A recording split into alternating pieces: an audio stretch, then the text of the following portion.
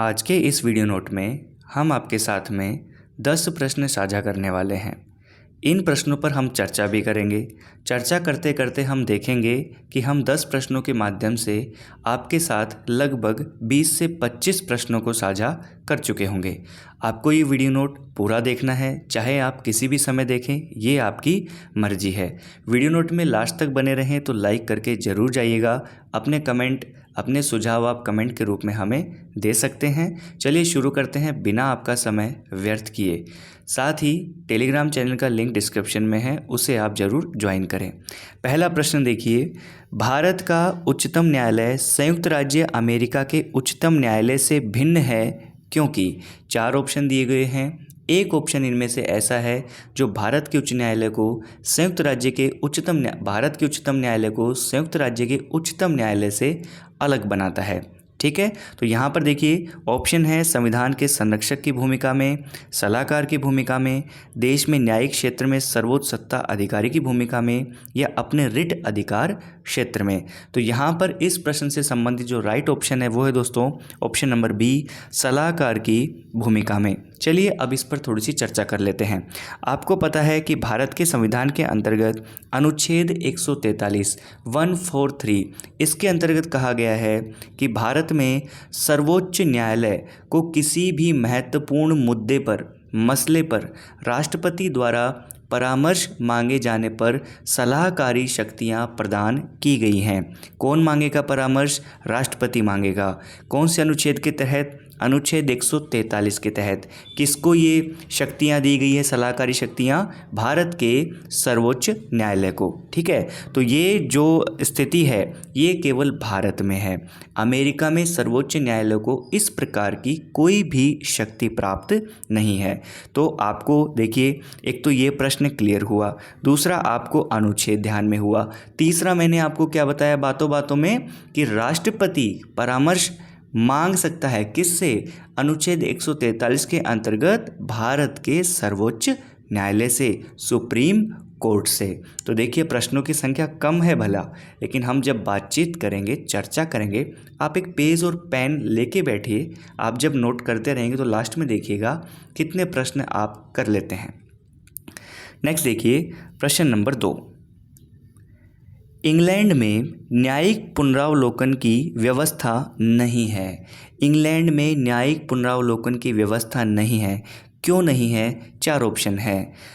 पहला है house of Lords स्वयं एक न्यायिक संस्था है, संसद कोई गलती नहीं करती, सी है कार्यपालिका विधायिका के प्रति उत्तरदायी है, और डी है इंग्लैंड में लिखित संविधान नहीं है। प्रश्न क्या था हमारा?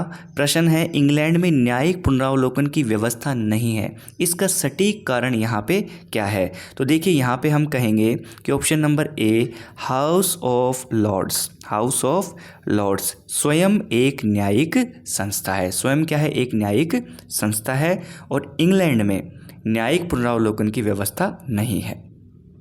लॉर्ड सभा जो है, आपको मैं बता देता हूँ कि लॉर्ड सभा अपील का अंतिम न्यायालय होता है। कौन से देश में? इंग्लैंड में। लॉर्ड सभा अपील का अंतिम न्यायालय होता है। उसके निर्णय में कोई भी न्यायालय परिवर्तन नहीं कर सकता। तो न्यायिक पुनरावलोकन की संभावना वहाँ पर समाप्त हो जाती है। ठीक है ना? संसद द्वारा निर्मित किसी विधि या उसके किसी भाग को अवैध करने का अधिकार भी ब्रिटिश संसद को नहीं, और इस तरह से संसद द्वारा निर्मित कोई कानून ब्रिटिश न्यायालय सहित ब्रिटेन की प्रत्येक सत्ता के लिए मान्य है। यदि कोई कानून है जो लागू होता है तो ब्रिटिश न्यायालय समेत ब्रिटेन की प्रत्येक सत्ता के लिए मान्य है। मतलब ब्रिटिश न्यायालय को भी वो मानना पड़ेगा, वो उसको चैलेंज नहीं कर सकते। पुनरावलोकन का वहाँ पे व्यवस्था नहीं है। तो हाउस ऑफ लॉर्ड्स स्वयं एक न्यायिक संस्था है। अब आपको मैं एक सरल सा प्रश्न देता हूँ मैं इस वीडियो नोट पे जो आपका प्रेजेंस है उसको मैं चेक कर रहा हूँ कि इंग्लैंड में एक तो है हाउस ऑफ लॉर्ड्स और एक सदन और है, उसका नाम क्या है? आप ज़रूर मुझे बताएंगे। चलिए नेक्स्ट देखिए प्रश्न नंबर 3, वे संघ जिनके संविधान में यूनियन के राज्यों के संविधान भी शामिल हैं, वो ग्रुप इसमें कौन सा है जिसके संविधान में यूनियन के राज्यों के संविधान भी शामिल है, वो हमें इसमें से चूज़ करना है। ऑप्शन है भारत और संयुक्त राज्य अमेरिका, संयुक्त राज्य अमेरिका और ऑस्ट्रेलिया, भारत और कनाडा, ऑस्ट्रेलिया और कनाडा। तो इसमें जो राइट ऑप्शन आ जाएगा वो आ जाएगा भारत और कनाडा। भारत और कनाडा। अमेरिका और ऑस्ट्रेलिया में संघ और राज्यों का अलग अलग संविधान होता है, लेकिन हम बात करें भारत और कनाडा में संघ और राज्यों का संविधान एक ही होता है, मतलब अलग अलग नहीं होता। तो भारत और कनाडा इसके अंदर आंसर हो जाएगा। आपको मैंने इसमें एक फैक्ट और बताया, आपको ध्यान है बातों बातों में, कि अमेरिका और ऑस्ट्रेलिया में संघ और राज्यों का अलग अलग संविधान है, जबकि भारत और कनाडा में संघ और राज्यों का संविधान एक ही होता है, अलग अलग नहीं होता। ठीक है दोस्तों, प्रश्न नंबर 4 देखिए।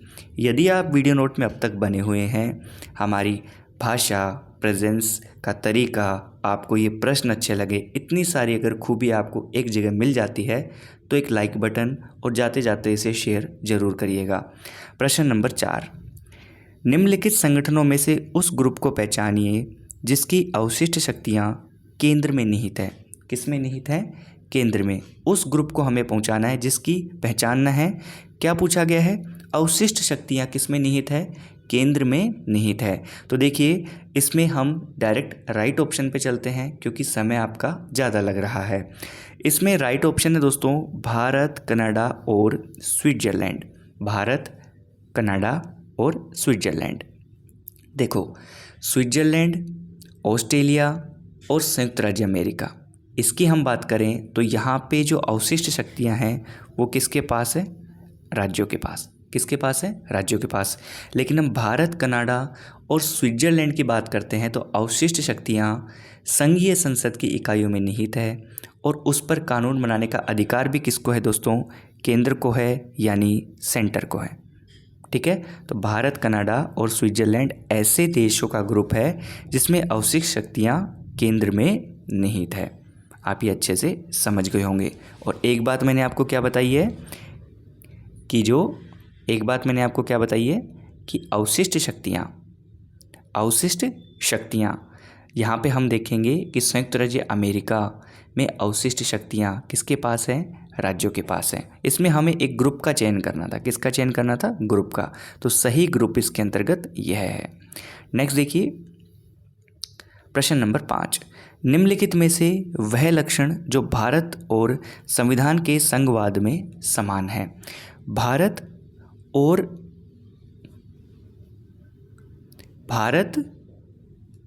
ये प्रश्न मुझे एक बार थोड़ा सा क्लियर करने दीजिए क्योंकि यहाँ पे थोड़ा सा मैंने मिस प्रिंट हो गया है।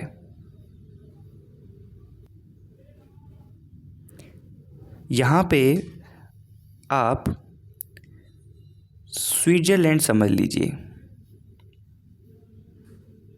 मैंने यहाँ पे हाथों हाथ इसको एडिट कर दिया है। ठीक है, देखिए, निम्नलिखित में से वह लक्षण जो भारत और स्विट्ज़रलैंड संविधान के संघवाद में समान है। किस किस में? भारत और स्विट्ज़रलैंड के संघवाद में समान है। न्यायिक पुनरावलोकन, उच्च सदन में इकाइयों को समान प्रतिनिधित्व, सभी संवैधानिक संशोधनों में इकाइयों का अधिकार, केंद्र और इकाइयों के बीच शक्ति विभाजन। तो इसमें जो राइट ऑप्शन है दोस्तों वो है न्यायिक पुनरावलोकन।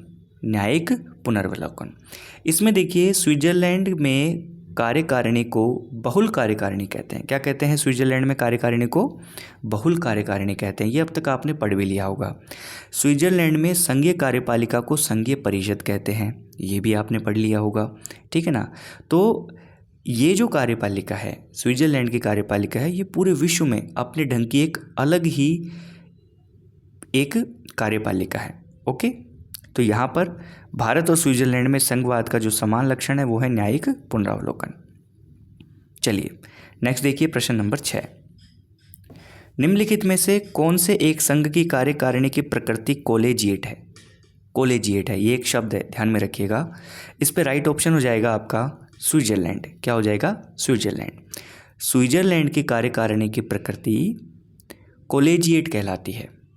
इसका मतलब कार्यपालिका का एक ऐसा प्रकार जिसके अंदर कार्यपालिका शक्ति किसी एक व्यक्ति में ना होकर व्यक्तियों के एक समुदाय में होती है, व्यक्तियों के एक समुदाय में होती है। ठीक है, 1 2 3 4 5 6, एक और बना दो 7।